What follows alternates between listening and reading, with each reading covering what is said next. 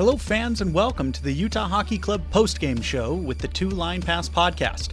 Another great game in the books, and I'm Randon, and alongside my co-hosts, Dustin and Ryan, we will break down all the goals, saves, hits, and highlights.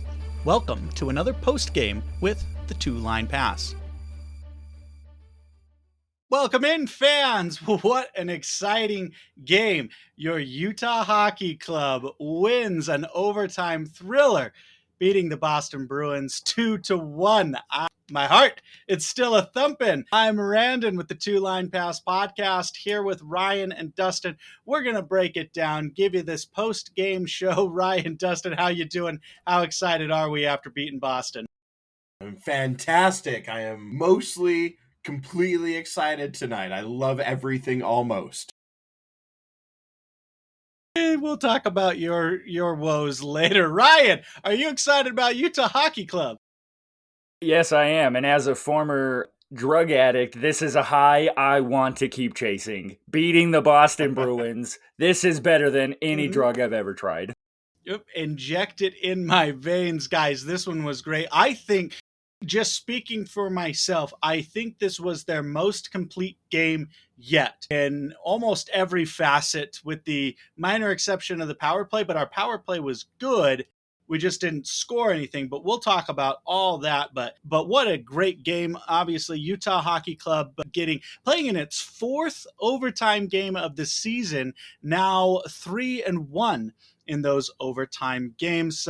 Let's break down the recap. In case you didn't see it, maybe you were with Dustin watching the ineptitude that is currently going on up at Rice-Eccles Stadium.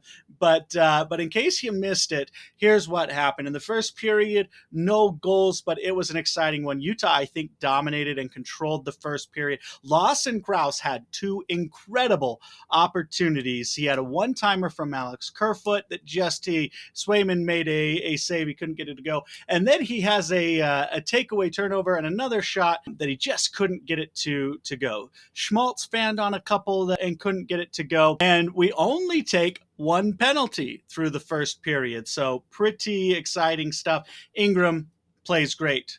Scoreless after one. And into the second period we go. This is where Boston starts to turn it on and kind of changes the script from Utah domination to Boston playing great. There's Utah gets their first power play opportunity from a Cooley just playing fast, right? He gets into the offensive zone and draws the penalty because of his speed, but we can't convert on it. And then almost immediately after the collapse happens, a bad turnover in our end leads to a 2-on-1 the other way. And what's his name?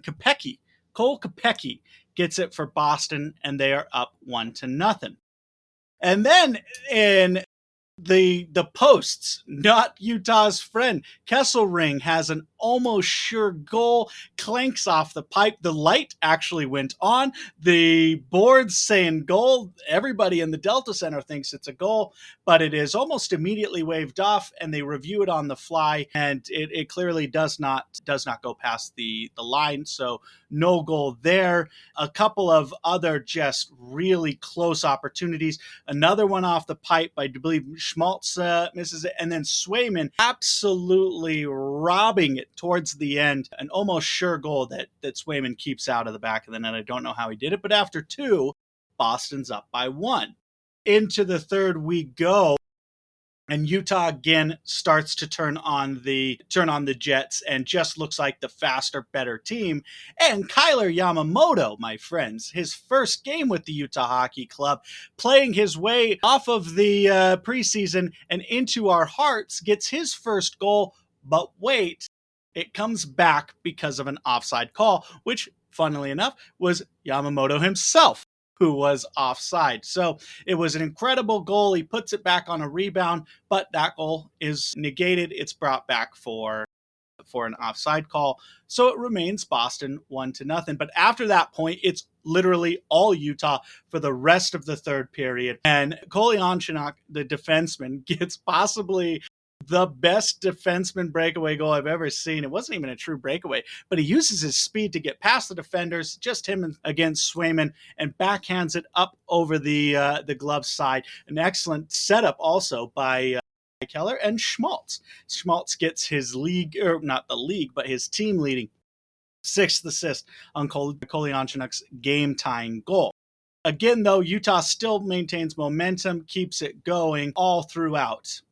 These have 7. Schmaltz has 7 now. Yes, Nick Schmaltz 7th. Logan Cooley has his 6th. Schmaltz has 7 assists to lead the team. But Utah, and in that third, the last 2-3 minutes, it looked like Utah was going to win it in regulation. They just have shot after shot. Swayman standing on his head to keep his team in it.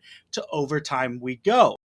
Clayton Keller draws a very quick, immediate overtime penalty. Interesting thing about the overtime penalties is 3-on-3. So the team who gets the power play gets to add a guy. It doesn't go to 3 against 2. It's 4-on-3. Utah has a good power play, but doesn't score on the power play. But almost immediately after the power play expires, Logan Cooley sends a pass beautifully to Kesselring, another defenseman, getting involved and scoring the goal. And Kesselring just snipes it into a beautiful game winner to win this one. Utah Hockey Club 2-1. Ryan, Dustin, that's my recap. What's your takeaways?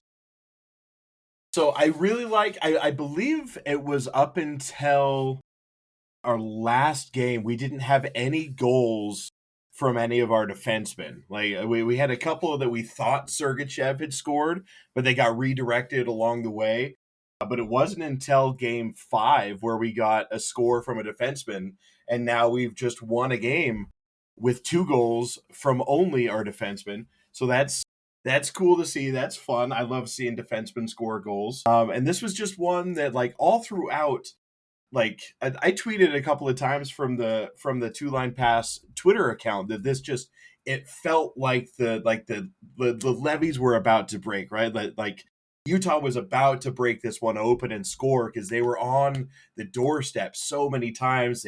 They clanked iron a couple of times, and then the one shorthanded goal that was actually not a goal that you talked about. Like, they were so close for so long, and then Boston's the one that first cracks it open, and we're getting down towards, I mean, it was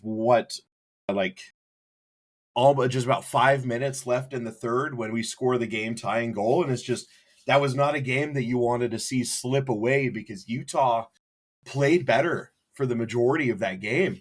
It felt like, and that would have been one a painful one to let slip away. But very, very glad to see them get that late equalizer, and then Kesselring just put that one away in overtime for another overtime win. I was very, very thrilled with that performance. Absolutely. I think it actually was also the most shots by defensemen this year, or this season for Utah. The number of shot attempts and the actual shots, the highest from our defensive. So defense, not named Sergachev, getting involved offensively, really, truly for the first time this season. And it feels good. It felt great, in fact. Ryan, how'd you feel about it? I thought that was a really good game and probably our best complete game. But my biggest takeaway from it is I thought going into this game, we were going to get bullied and just thrown around because the Boston Bruins blue line, nobody's below 210, something like that. They're all just massive human beings, and they're mean and physical, and they were tonight. They threw around our guys, but it didn't stop it.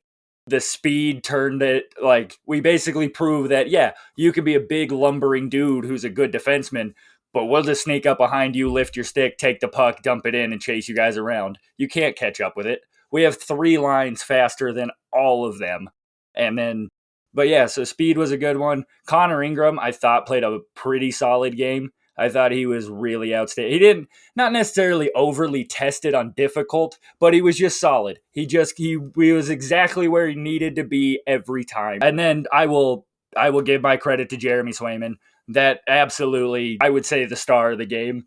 But even as a Utah, I feel like Jeremy was out of this world. And to get a win over the highest paid goaltender like that, I feel like the rest of the league has got to be paying attention. Like, oh shit, maybe the ragtag bad news bears really are for real. And it's like, yeah, we are, guys. We are for real.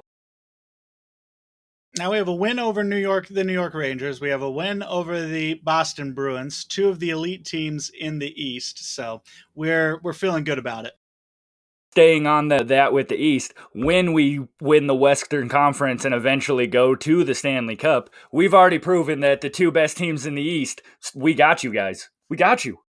So that's all I'm saying.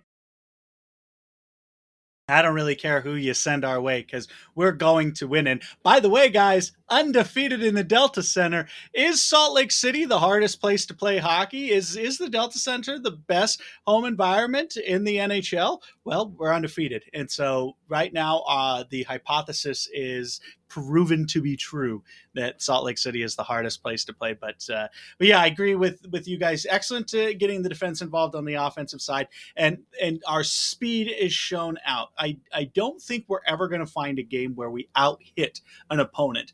I can't think of who that team is going to be if it ever happens, but we're going to see some speed on speed matchups. But yeah, I was in the same boat as you, Ryan. I really thought we were going to get bullied, and we got hit a lot. We got pushed around, and it hurts. It feels like you want to see something happen, right? You want to react, but again, that's not the game. We don't want to get stuck in this checking battle of strength versus strength, right?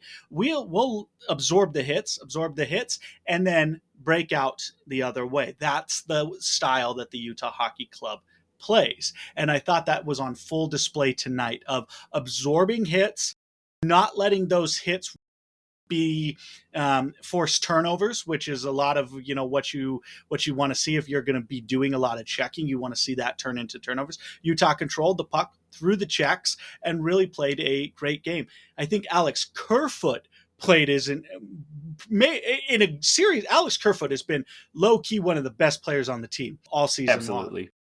Today's game, he was just, again, outstanding. It doesn't show up on the no goals, no assists, but his presence on the ice in every facet of the game, defense, offense, playmaking. Alex Kerfoot had an incredible game today. Sticking on that, I thought the back check of the guys tonight was incredible. Every forward seemed to be getting back and hounding their guys in the neutral zone. Even when they were trying to break it out, the Bruins were struggling to keep the puck in their possession. Like that's got to be a key to our win, and Kerfoot is a big key into that. That's like Brandon was saying, he's not going to show up on the score sheet, but the other teams, they know what he's going to do every night, and it's going to be annoying as fuck. No, I talk about him just about every single post game. But Logan Cooley is still just doing all the little things. I believe 2 of Boston's 5 penalties were interference against Cooley. So like he's doing the small little things. He's so fast. He's so skilled with his stick. He's drawing penalties. Like he does the small little things that like it's not going to show up in the points stat. It's not going to be anything that we're going to take over unders on with our preseason betting lines.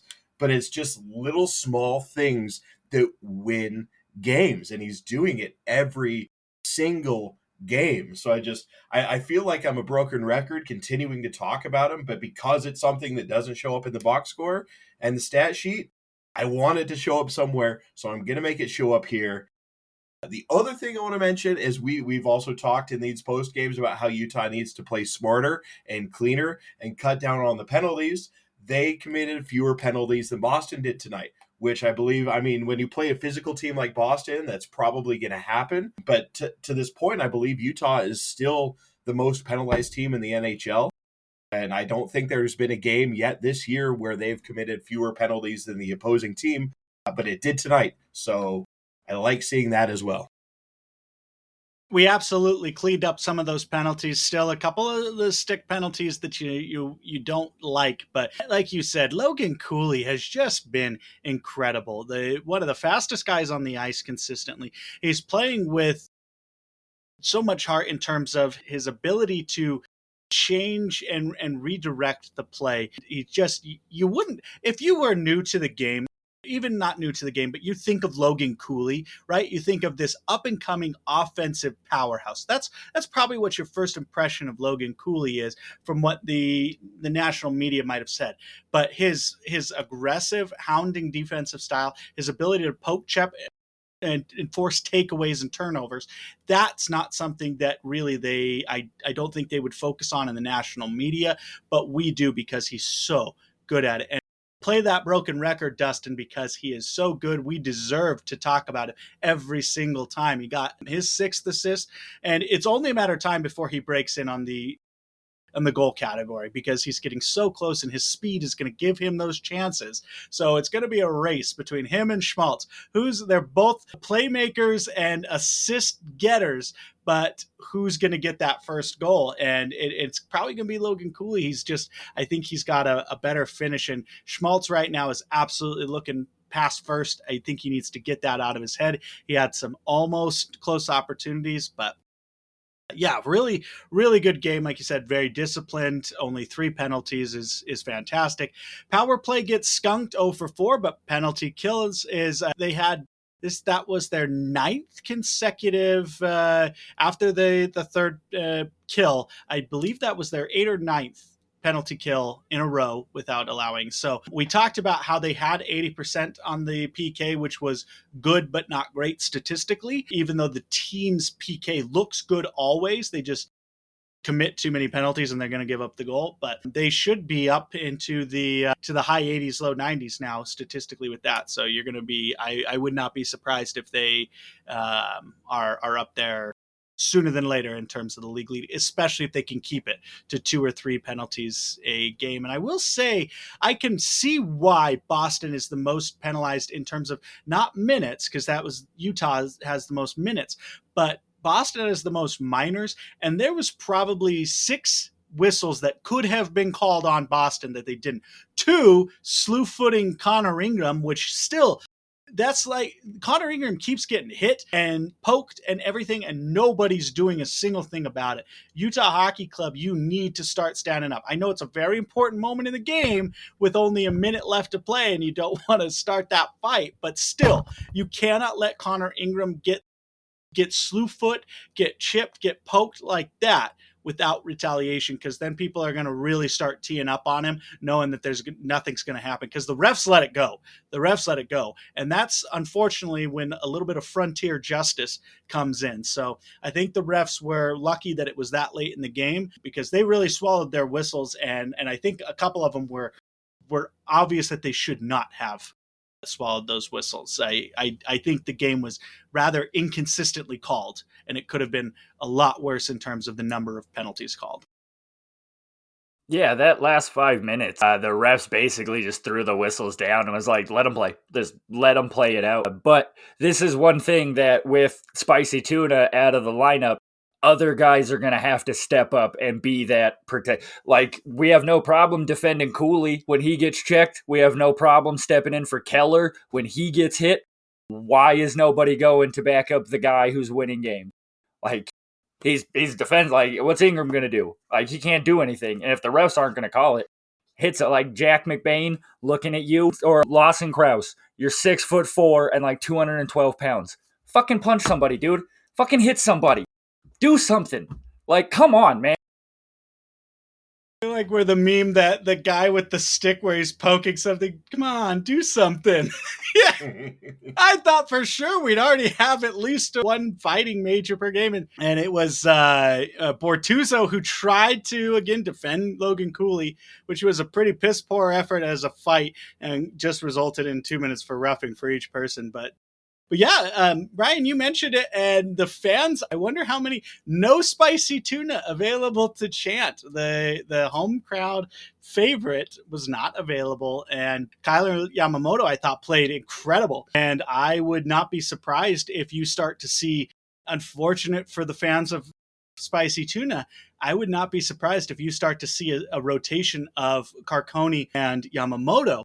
And Liam O'Brien maybe only comes in when we've got a bone to pick with somebody, right? And then he really is only there to fight, because Carcone and Yamamoto are both just purely better skaters and better players. Not saying Liam O'Brien is bad, but I thought Kyler Yamamoto played so well in the preseason, and he earned his spot on the team through that. He was on a PTO, and he absolutely earned his roster spot. And now in his first game in the regular season, he showed why he earned that spot. Obviously, his goal was taken away, but man, did he show a lot of ferocity, a lot of offensive potential, and I hope that he continues to improve and see more playing time. And if we rotate between him and Carcone, the team I think is going to be great. I know some fans are going to be upset. I know I'm going to be pissed because I've already lost my over on penalty minutes for Spicy Tuna right out. We can agree that I have lost. There's no way he's getting over 160. But hey, if it wins more games for Utah, I'm okay losing all of my preseason bets, because Utah Hockey Club right now is just there. I mean, we're playing some exciting hockey. Big shout out to Bertuzzo coming in since Durzee's been out and just absolutely being a stud defenseman. Like, he's always been, a pretty solid defenseman, but he's come in and really given himself a reason to stay. Like, I thought he was great tonight. Sure, the little hug, him and the Bruins, I don't care about that. But he was out, he blocked shots, he's great in his own zone and getting the puck moving. And he's a big body who checks people. And that is one thing I really do think this team is going to need at some point, because you can't win a Stanley Cup if you don't have at least a couple dudes who are just running people over. Like, you know what I mean? You need that physical presence, and we really just don't have it. And speed is good, and we proved we can win with speed, but eventually it'll get tired, you get beat down.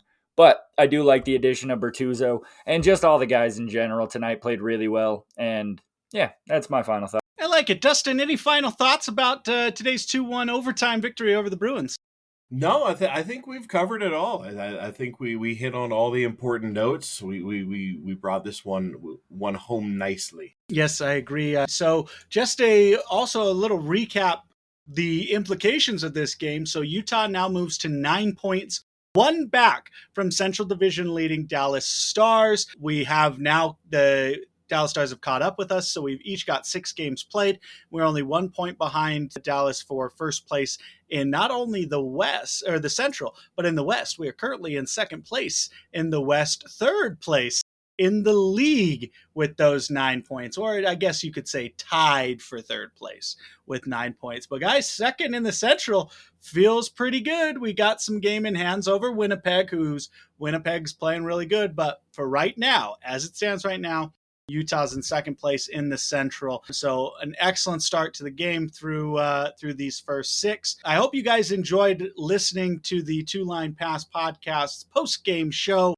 recapping once again your Utah Hockey Club winners tonight, 2-1 against the Boston Bruins. Utah back at it at home Tuesday against the Ottawa Senators. That one should be an exciting win for us, but we'll break it down for you in that post game as well. But guys, go enjoy the Utah Utes game. Hopefully they do as well, but we got a W for Utah hockey, and that's all that matters. Guys, get home safe and have a good night.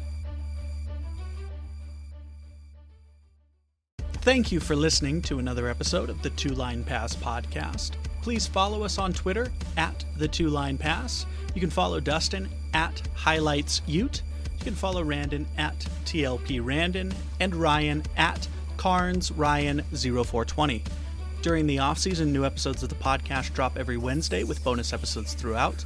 And during the season, we will have our weekly show plus game day episodes so you don't miss a minute of the action.